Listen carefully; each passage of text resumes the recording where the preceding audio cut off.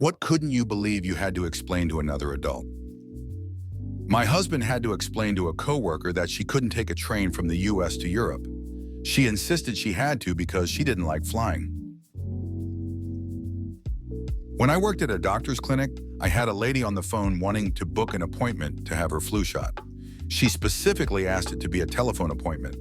I could not believe that I had to explain to her that we cannot inject her through the phone. I work in retail. Had just rang up a customer for a pair of shoes. Total came to $97.19. He gave me a $100 bill. I gave him his change and receipt. His wife comes in later to return them. I give her the $97.19. She goes, "No. My husband gave you a $100 bill. I want the 100 back." I said, "He did, but his total was only $97.19, so I gave him change back." She persists that she wants her $100 back. I said, "Ma'am, your husband only paid $97.19, so that is what you get back when you return the item." Then she said, "He gave you $100. I want the $100 back." This wasn't some sort of quick change scam. This woman was just dumb as a box of rocks. I told her, "If you'd like to give me the $2.81 in change I gave him, I'd be happy to give you a $100 bill." She kept arguing with me for a minute, long enough for other people in line to speak up and tell her how stupid she was. She eventually gave up and left with her $97.19. That her power was shut off because she didn't pay her electric bill for 3 straight months. And the letters on neon yellow paper from the power company were sent to warn her of this happening. She thought she was legally entitled to free electricity because it's a requirement for human survival. Edit, she wasn't in need.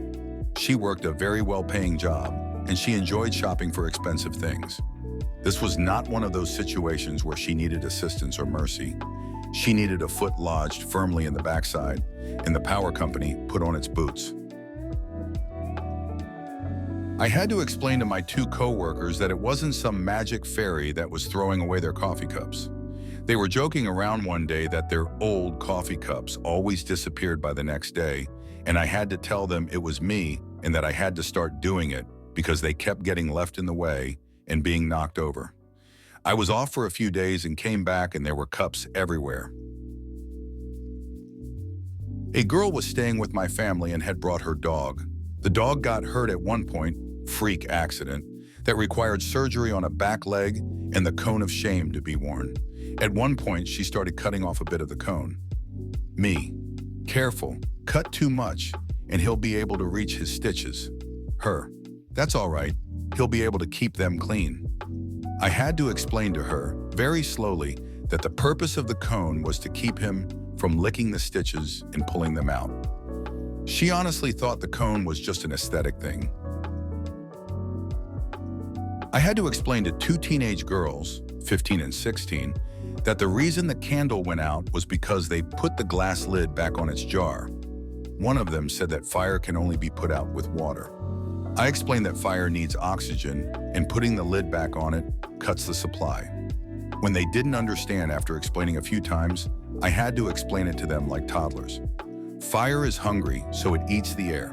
When all the air is gone, it goes to sleep. Bye-bye fire. The double O was too much. The look on their mom's face was so funny. She turned to me, threw her hands up and said, "I've failed," in the most defeated tone. That poor woman. Edit. I would like to point out that we did in fact have a serious talk to these girls about proper fire safety and when to not use water on an open fire. When COVID first hit the US and there were no real treatments for it or vaccines or anything, I caught it and got lung clots and had to spend a week in the hospital. Numerous people on the floor I was on died. The guy in the bed next to me had it and they had him under an oxygen tent. He fought with every single person that came in to check on him, refusing to believe that he had COVID. He thought literally everybody was lying to him about what was wrong with him. He wound up dying about the 4th day I was there. To this day, I hear people make comments that it doesn't exist or never did, or whatever dumb thing they have to say about it. I have to turn around and walk away from them or ignore them on whatever platform I'm on to avoid smacking them up beside the head. One time at school, I'm a teacher, the electric went out completely. We were organizing for the kids to be picked up, and messages were being sent around by staff running here, there, and everywhere. One teacher asked me why they couldn't just send emails around. I said that the electric was off.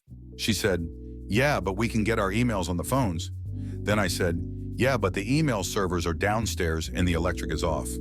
She said, "Yeah, but our phones are working." So I said, "But the servers aren't." She threw her hands up and walked off, saying that I didn't understand. That I can't have a conversation with you or take your requests whilst I'm in the middle of a song on stage. Seriously, I have speakers all around me. They are loud. I am concentrating on my performance and making a connection with people in the room. I can't understand anything you are screeching at me, and no, yelling it louder is not the solution. If you have a request for the musician, wait until the set break, then ask them. Also, ask for one song. If they don't know it, you can ask for a different one. But if they don't know that either, then just thank them for their time. We're not jukeboxes, and if you don't like what we're playing, keep it to yourself. You chose to come to our gig. We didn't come to your living room. My boss's wife was learning how to use a computer. She typed in the numbers 1 to 9 and then asked how you typed in a number 10. We were very diplomatic.